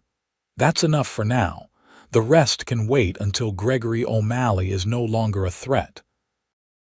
They sat in companionable silence for a time, both aware that something significant had shifted between them. Not a commitment, not yet, but an acknowledgement of possibility. Eventually, Isaac rose to check on the security arrangements, ensuring that men were posted at strategic points around the ranch. When he returned, he found Beatrice still sitting where he'd left her, her expression troubled. "What is it?" he asked, concerned. "I was just thinking," she said slowly. "Gregory won't stop coming after me, not until he's forced to." She looked up at Isaac, determination hardening her features, "which means we need to force him." "What do you have in mind?" Isaac asked cautiously. "A trap," Beatrice said, her voice steady. "He's looking for me. Let him find me, but on our terms, not his." Isaac frowned. "That's too dangerous, Beatrice. I won't put you at risk." "I'm already at risk," she pointed out. "As long as Gregory is out there nursing his grudge and his wounded pride, neither of us is safe.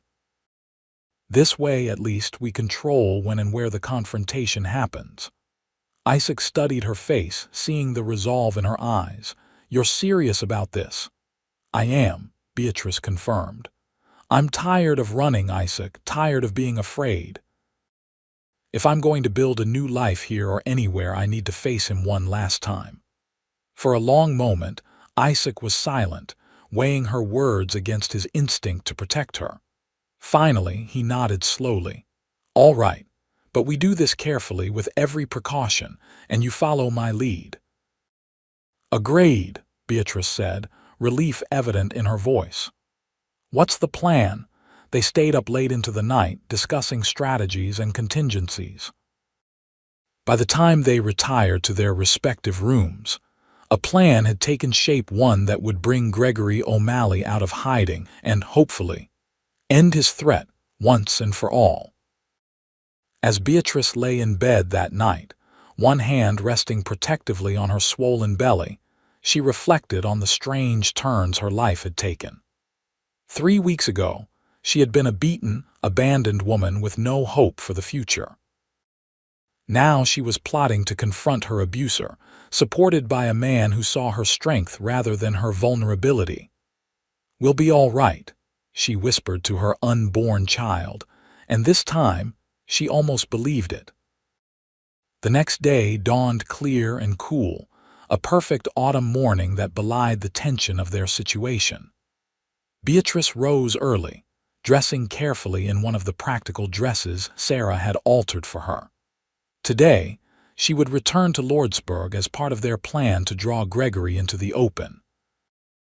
Isaac was already awake when she emerged from her room, his expression grave as he checked his revolver before tucking it into its holster. "Are you sure about this?" he asked when he saw her. There's still time to change your mind. I'm sure, Beatrice replied, though her stomach churned with nervousness. It's time to end this one way or another. They ate a light breakfast, neither having much appetite. Alina, who had been informed of their plan in broad strokes, pressed extra food on Beatrice for the baby and muttered protective prayers in Spanish as they prepared to leave. The ride to town was tense, both scanning the landscape for any sign of Gregory or other trouble.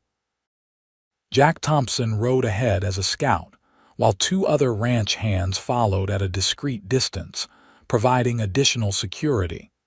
The plan was simple, but, they hoped, effective. Beatrice would be seen publicly in Lordsburg, creating an opportunity for Gregory to approach. Sheriff Timmons and his deputies would be positioned strategically around town, ready to intervene. Isaac would stay close to Beatrice at all times, ensuring her immediate protection. If O'Malley takes the bait, Isaac had explained, we'll have him arrested for assault and threatening behavior. The judge is a fair man. He'll see that O'Malley is dangerous. At the very least, we can get him sent away from the territory with orders not to return. It was mid-morning when they arrived in Lordsburg. The town was bustling with its usual activity: shoppers at the general store, men gathered outside the barber shop, freight wagons being loaded and unloaded at various businesses. Sheriff Timmons met them at the edge of town, confirming that his deputies were in position and that Gregory had been spotted early that morning, emerging from a room he'd rented above the livery stable. He's been drinking already, the sheriff reported grimly. Been in and out of the Broken Spoke since they opened, asking questions about the ranch, about when you might come to town. Beatrice felt a chill at the confirmation of Gregory's obsession, but she squared her shoulders. Then he'll be looking for me. My men will be watching, Sheriff Timmons assured her. You just go about your business normally. If O'Malley makes a move, we'll be ready. Their first stop was the general store. As Beatrice browsed fabrics with Isaac nearby, she was conscious of curious glances from other customers. Word of the confrontation at the harvest dance had clearly spread, and her presence with Isaac was now the subject of intense speculation. Mrs. Henderson is absolutely dying to know why you're shopping for baby things with Isaac Donovan, a familiar voice observed dryly.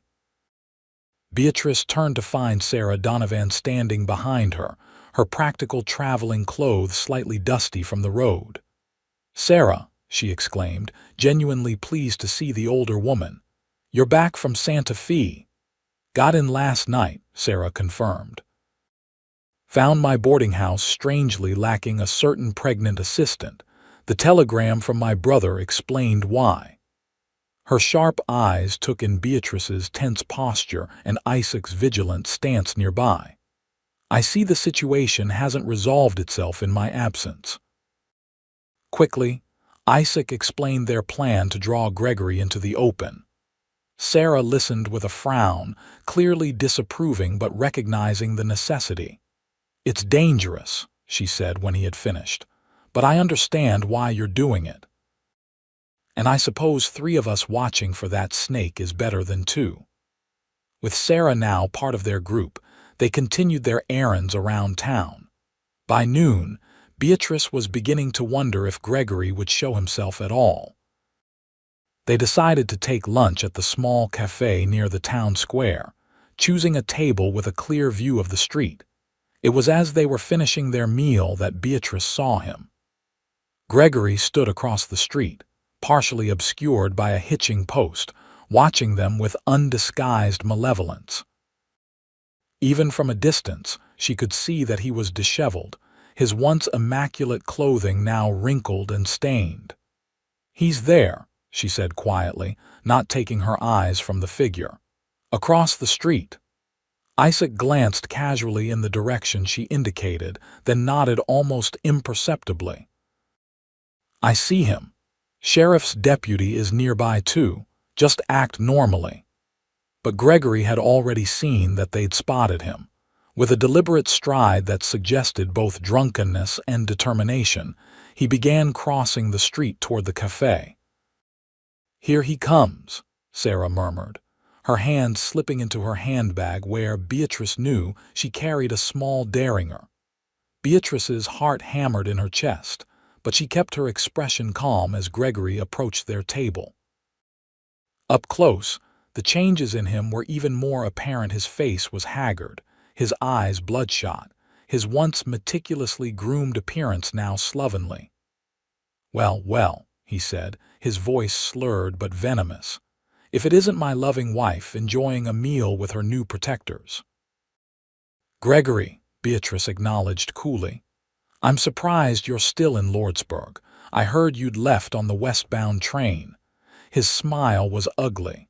"Did you really think I'd leave without what's mine?" His gaze dropped meaningfully to her belly.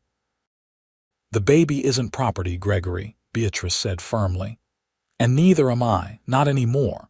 Gregory's face darkened with rage. "You ungrateful bitch.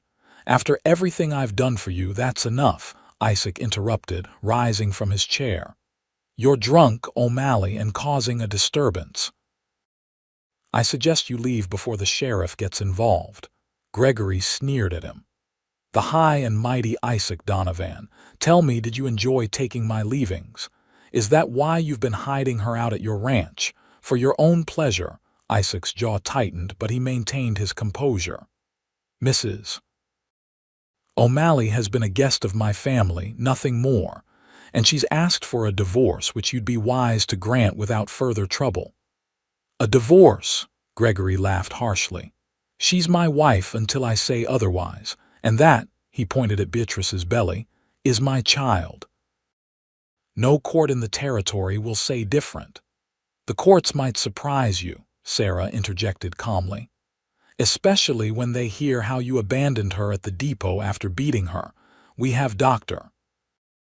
Mitchell's sworn statement about her injuries, and a dozen witnesses who saw your behavior at the harvest dance." Gregory's eyes darted between them, a calculating look replacing his drunken belligerence. "So that's your game," he said slowly. "Turn the law against me. But what if I have a different story to tell? About a faithless wife who ran away with her lover? Who's to say that child is even mine?" Beatrice gasped at the vicious lie, but before she could respond, Gregory continued, his voice dropping to a menacing whisper. "You think you've won, don't you? But this isn't over. Not by a long shot." With surprising speed for a man in his condition, Gregory reached into his coat and pulled out a revolver. "Gregory, no," Beatrice cried, but he wasn't aiming at her. The gun was pointed directly at Isaac's chest. "I should have done this the night of the dance," Gregory snarled. "Put you down like the interfering dog you are. Everything happened at once." Sarah shouted a warning. Beatrice lunged across the table, trying to knock Gregory's arm aside. The gun went off with a deafening crack. And Isaac, who had been in the process of reaching for his own weapon, staggered backward, a look of shock crossing his face. "Isaac!" Beatrice screamed, horror flooding through her as she saw red blossoming on his shirt. Gregory looked momentarily stunned by what he'd done, but recovery came quickly. He grabbed Beatrice's arm, yanking her roughly toward him. "You're coming with me," he growled. "Now." But Beatrice was beyond fear now, consumed by fury at what Gregory had done. With strength she didn't know she possessed, she twisted in his grasp and brought her knee up sharply between his legs. Gregory doubled over with a howl of pain, the gun dropping from his hand as he clutched at himself. In the next instant, the cafe erupted in chaos. Sheriff Timmons and his deputies burst in, weapons drawn. Sarah was at Isaac's side, pressing a napkin to his bleeding shoulder. And Beatrice, her heart pounding with terror and rage, stood over her fallen husband, looking down at him with a mixture of pity and contempt.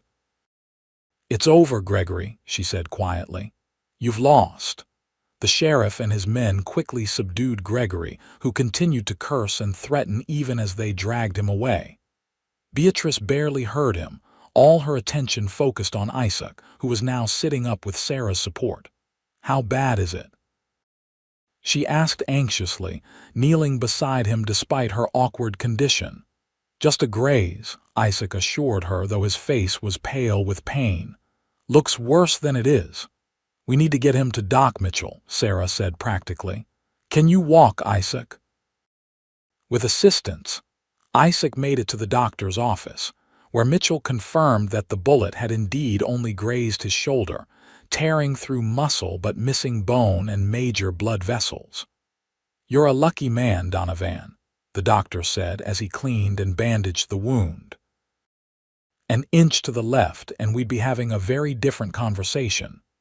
Beatrice, who had refused to leave Isaac's side, felt tears of relief sting her eyes. "Thank God," she whispered. Once the wound was dressed, Dr. Mitchell insisted on examining Beatrice as well.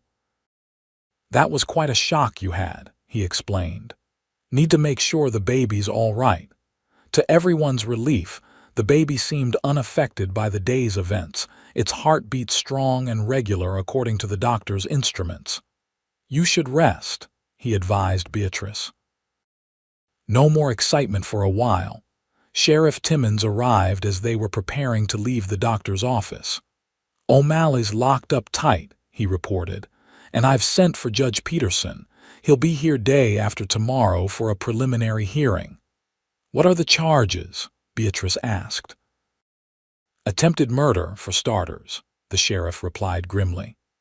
"Plus assault, public drunkenness, and threatening behavior. Judge Peterson doesn't take kindly to men who pull guns in his town. O'Malley's looking at a long stay in territorial prison." The news should have brought relief, but Beatrice felt only a profound weariness. "So it really is over," she said, more to herself than to the others. "It's over," Isaac confirmed, reaching out with his good arm to take her hand. "You're free, Beatrice, or you will be once the divorce is granted." Free. The word echoed in her mind as they made their way back to Sarah's boarding house, where it was decided Beatrice would stay until Isaac's wound healed sufficiently for him to return to the ranch. That evening, as she sat beside Isaac on Sarah's small porch, watching the sun set over Lordsburg, Beatrice allowed herself to truly consider what freedom might mean. No more fear. No more hiding. No more subjugating her own desires and dreams to someone else's demands. "What are you thinking about?" Isaac asked, noticing her contemplative expression. "The future," she admitted. "It feels strange to think I might actually have one now." Isaac's hand found hers in the gathering darkness. "You have more than a future, Beatrice. You have choices. Real ones this time." The simple truth of his words struck her deeply. Choices. After so long feeling trapped, the possibility of directing her own life was simultaneously exhilarating and terrifying. "Including your offer," she asked softly, "about staying at the ranch." In the dim light, she saw his expression grow serious. "Especially that," he said. "But I want to be clear about something, Beatrice. I'm not asking you to replace one marriage with another or to trade one man's protection for another's. What I'm offering is a partnership. A real one based on mutual respect," and he hesitated, then continued with quiet certainty, "and love. If you'll have it." Love. The word hung between them, honest and unadorned, not a weapon or a chain as it had been with Gregory, but an offering freely given. "I don't know if I remember how to love properly," Beatrice confessed, her voice barely above a whisper, "or if I ever knew." "Then we'll learn together," Isaac said simply. "Day by day, no hurry, no pressure, just two people building something real." The baby chose that moment to kick vigorously, as if in approval of this plan. Beatrice laughed softly, placing her free hand on her belly. "I think someone agrees with you," she said. Isaac's smile was tender. "Smart kid," he observed. "Takes after its mother." In that moment, with the last light fading from the sky and Isaac's warm hand in hers, Beatrice allowed herself to believe that perhaps her story wasn't ending, but just beginning. The days that followed passed in a blur of legal proceedings and preparations.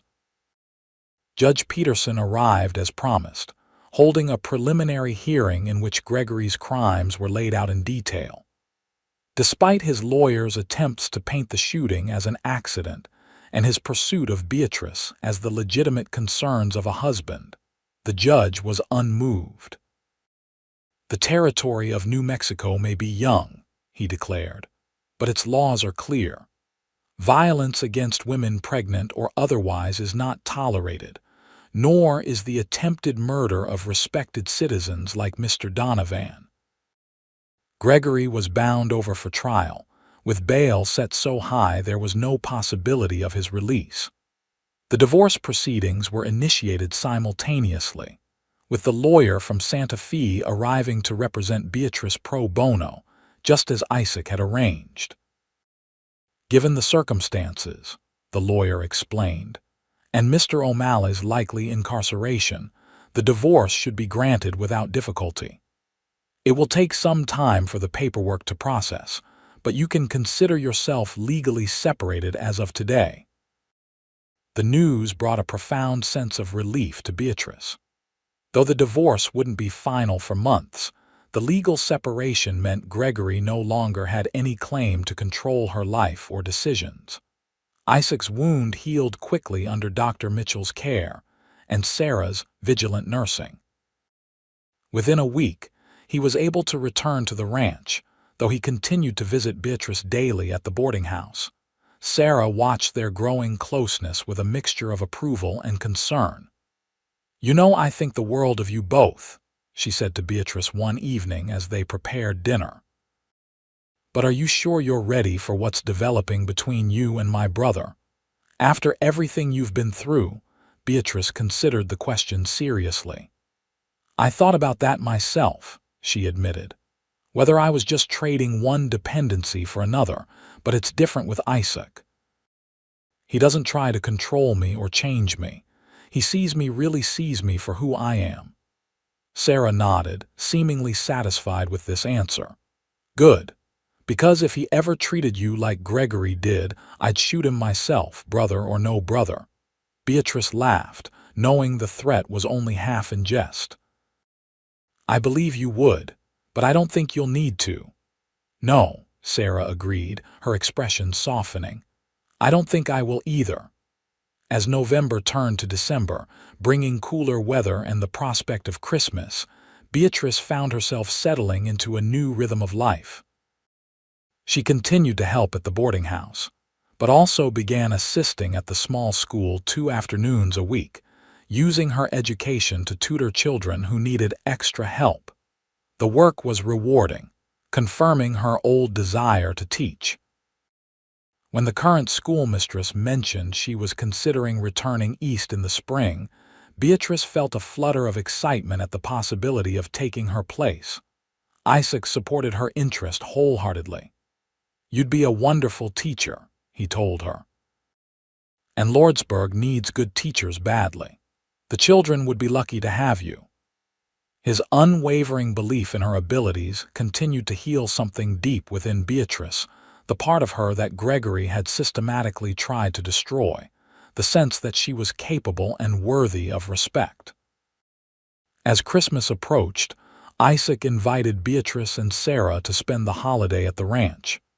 "Elena is already planning the feast," he said, "and the house feels too empty without you there." The casual admission that he had grown accustomed to her presence in his home during her brief stay warmed Beatrice more than she could express. They arrived at the Rocking D on Christmas Eve, the wagon loaded with gifts and supplies for the celebration.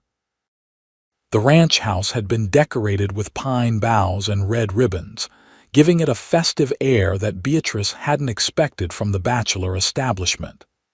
"Elena's doing," Isaac explained when he saw her admiring the decorations. "She insists on maintaining traditions, even when it was just me here." The housekeeper had prepared a magnificent dinner, featuring traditional dishes from her Mexican heritage alongside more conventional American fare. As they ate by candlelight, sharing stories and laughter, Beatrice felt a sense of belonging she had thought lost forever. Later, after Sarah and Alina had retired for the night, Beatrice and Isaac sat before the fire in the main room, enjoying a moment of peaceful solitude. "I have something for you," Isaac said, reaching into his pocket. "An early Christmas gift." He handed her a small, carefully wrapped package. Beatrice opened it to find a delicate silver locket on a fine chain. "Oh, Isaac," she breathed, "it's beautiful." "Open it," he encouraged softly. Inside the locket was a tiny scrap of paper with a single word written in Isaac's neat hand. "Home." "I want you to know," he said, his voice gentle but firm, "that whatever you decide about your future, whether you stay in Lordsburg as a teacher or move on to somewhere else, or—" he paused, "or choose to make your life here with me, you always have a home, a place where you belong, just as you are." Tears filled Beatrice's eyes at the simple, profound gift, not a demand or an obligation, but a promise of acceptance and safety that asked nothing in return. "I don't deserve you," she whispered. Isaac shook his head.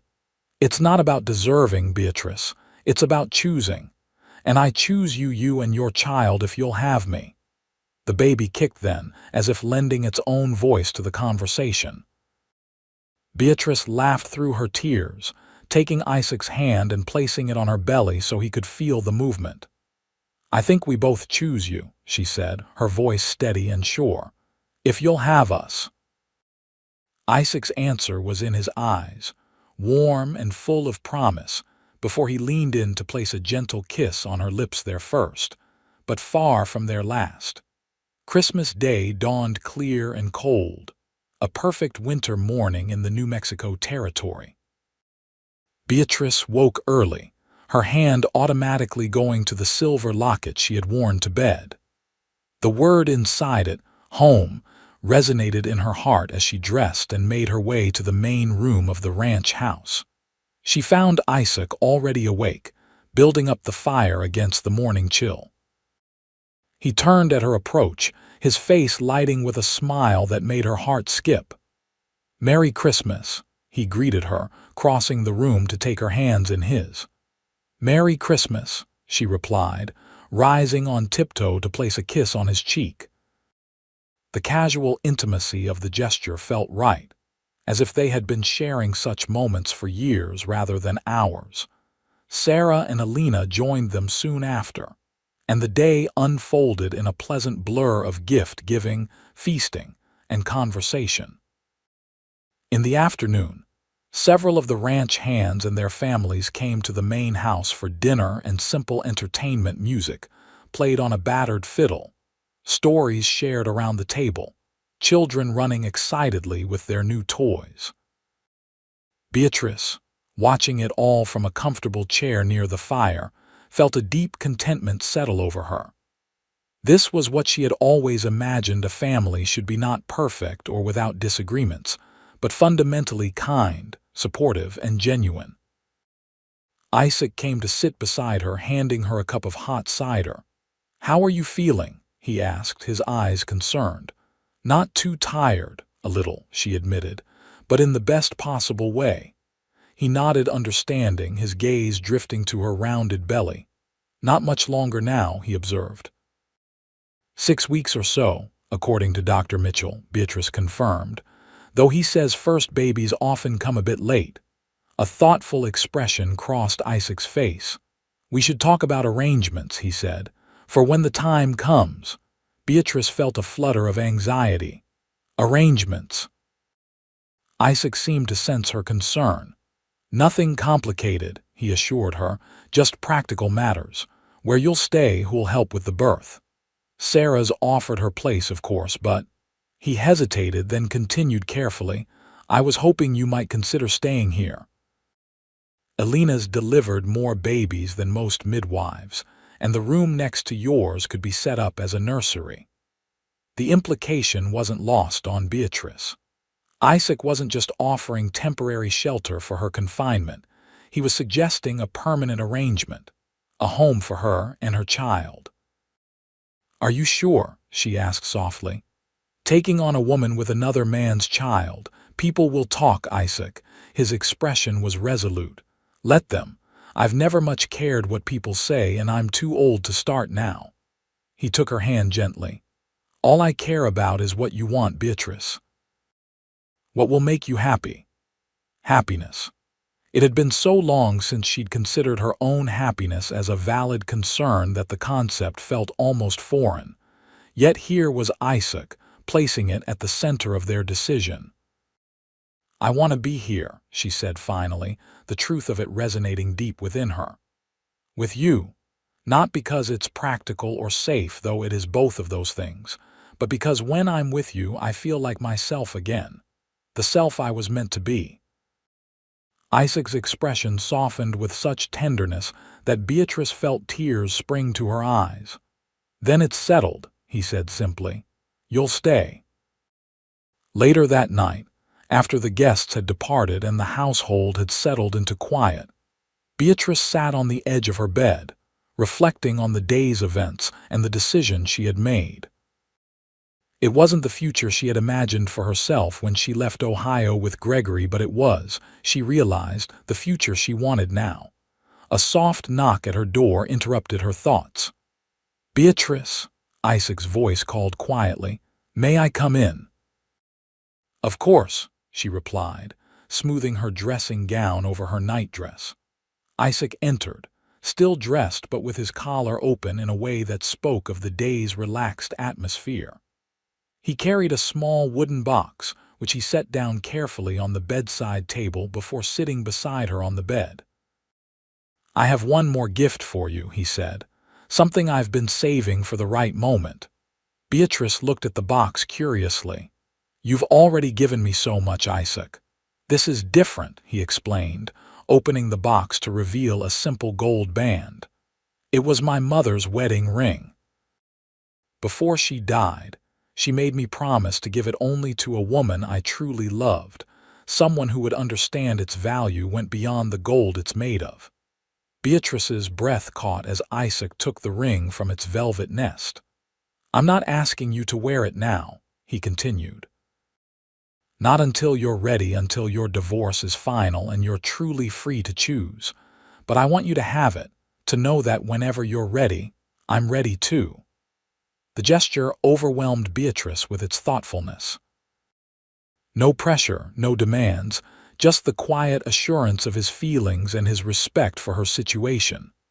"May I?" she asked, holding out her hand. Isaac placed the ring in her palm, where it caught the lamplight with a warm glow.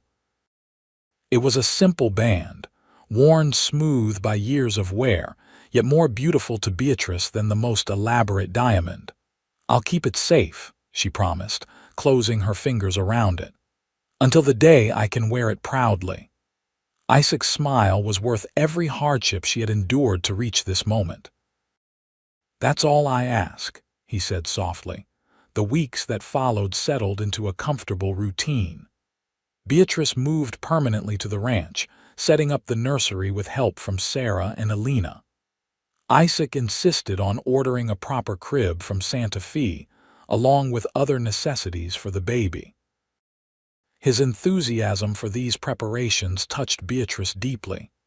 "You don't have to do all this," she protested when yet another package arrived from town. "The baby won't know the difference between store-bought blankets and homemade ones." "Maybe not," Isaac agreed, "but you will. And I want you both to have the best."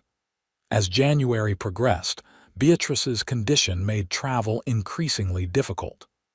Isaac arranged for Dr. Mitchell to visit the ranch weekly, ensuring that both mother and baby remained healthy.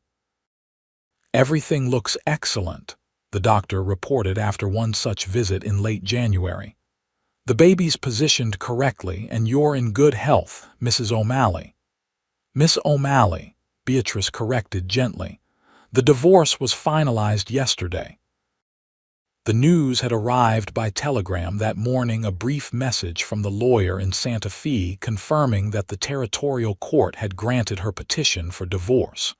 Gregory, serving his sentence for attempted murder, had not contested it. "Miss O'Malley, then," the doctor amended with a smile. "My congratulations on both your health and your freedom." That evening, after the doctor had departed, Beatrice found Isaac in his study. He looked up from his ledgers when she entered, his face lighting with the smile that never failed to warm her heart. "How are you feeling?" he asked, rising to guide her to a comfortable chair. "Free," she replied simply. "And a bit overwhelmed by it all." Isaac nodded, understanding.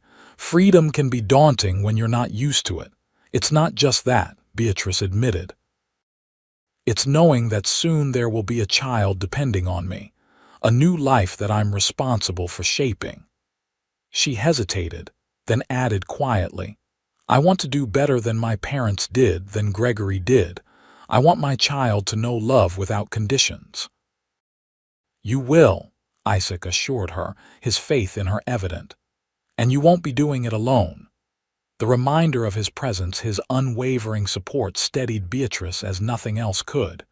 Reaching into her pocket, she withdrew the gold band he had given her at Christmas. "I've been keeping this close," she said, holding it out to him. "Waiting for the day I could wear it," understanding dawned in Isaac's eyes. "And now that day has come," Beatrice nodded, her heart full. "If the offer still stands." In answer, Isaac took the ring from her palm and with gentle reverence slipped it onto the third finger of her left hand. It fit perfectly, as if it had been made for her all along.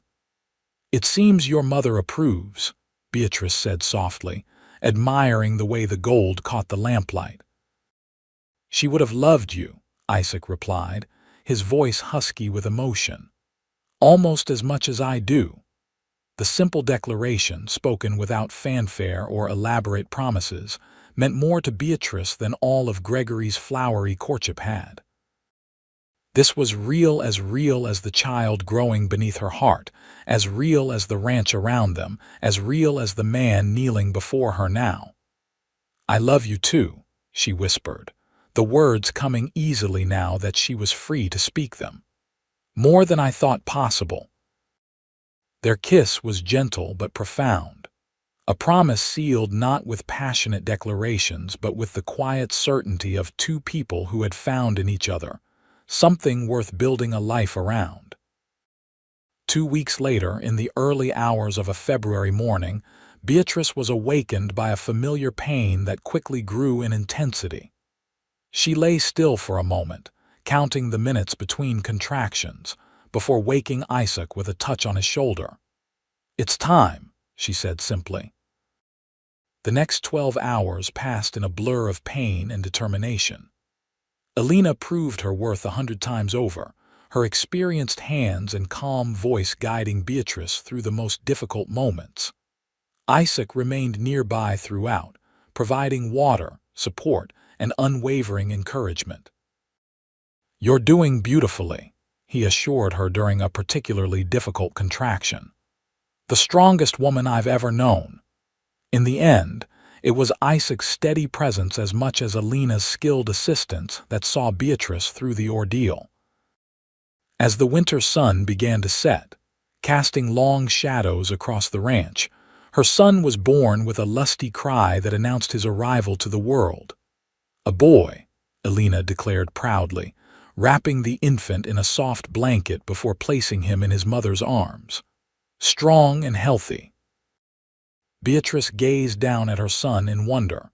He had a shock of dark hair, and when he briefly opened his eyes, she caught a glimpse of deep blue that might lighten with time. "He's perfect," she breathed. Isaac, who had been watching from a respectful distance, approached the bed cautiously. "He is," he agreed, his voice thick with emotion, "just like his mother." Beatrice looked up at the man who had changed her life so completely. "Would you like to hold your son?" she asked quietly. Isaac's eyes widened at the implication of her words. "Are you sure?" In answer, Beatrice held out the bundled infant. "I've never been more sure of anything," she said. "He may not have your blood, but he will have your name and your love, if you'll give them." With careful reverence, Isaac took the baby in his arms.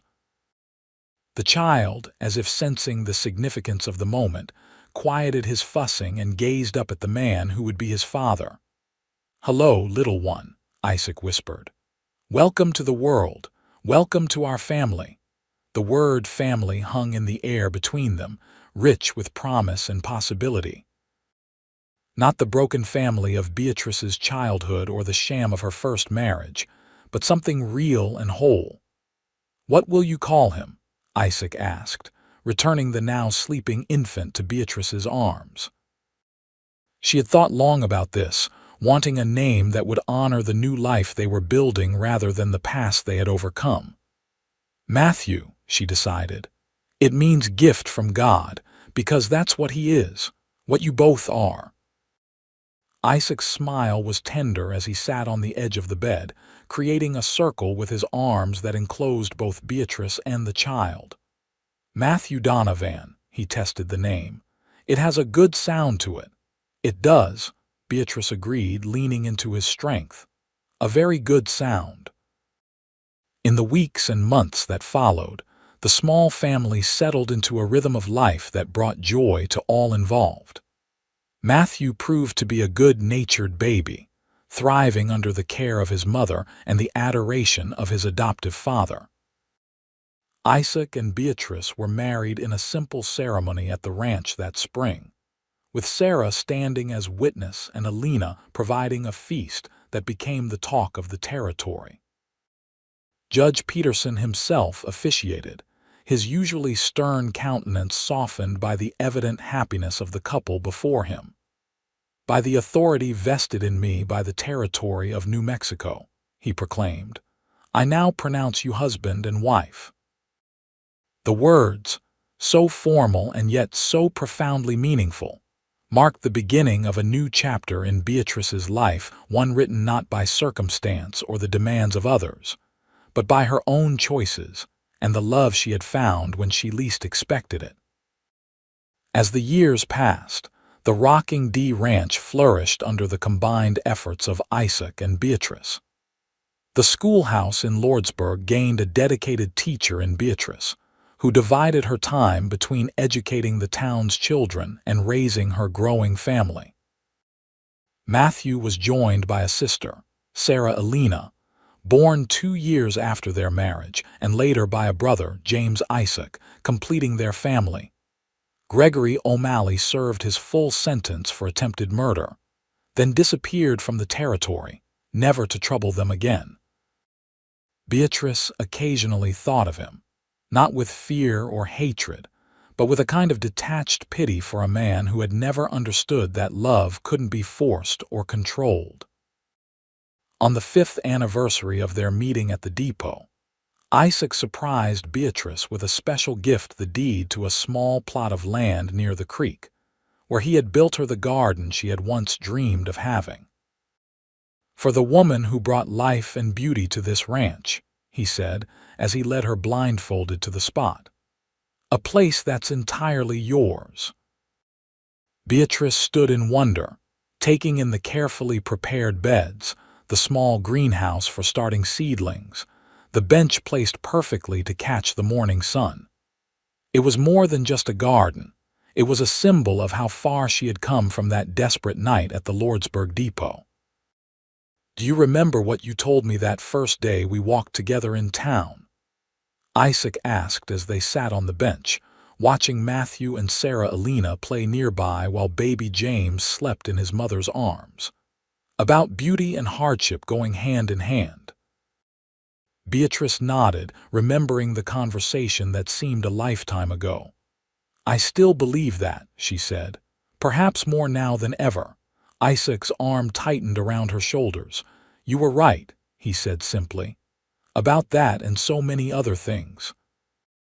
Gazing out at the ranch that had become her home, at the children who filled her days with joy and challenges in equal measure, at the man beside her whose quiet strength had never faltered, Beatrice knew with absolute certainty that she had found what she had once thought impossible: a life built on genuine love, mutual respect, and the freedom to be fully herself. "We've been blessed," she said softly, "beyond anything I could have imagined that night at the depot." "We have," Isaac agreed, "and the best is yet to come." As the sun began to set over the New Mexico landscape, painting the distant mountains in shades of gold and purple, Beatrice Donovan leaned into her husband's embrace, secure in the knowledge that whatever hardships the future might bring, they would face them together, not as savior and saved, but as equal partners in the life they had built from the ashes of broken dreams. And in the end, that was the greatest blessing of all.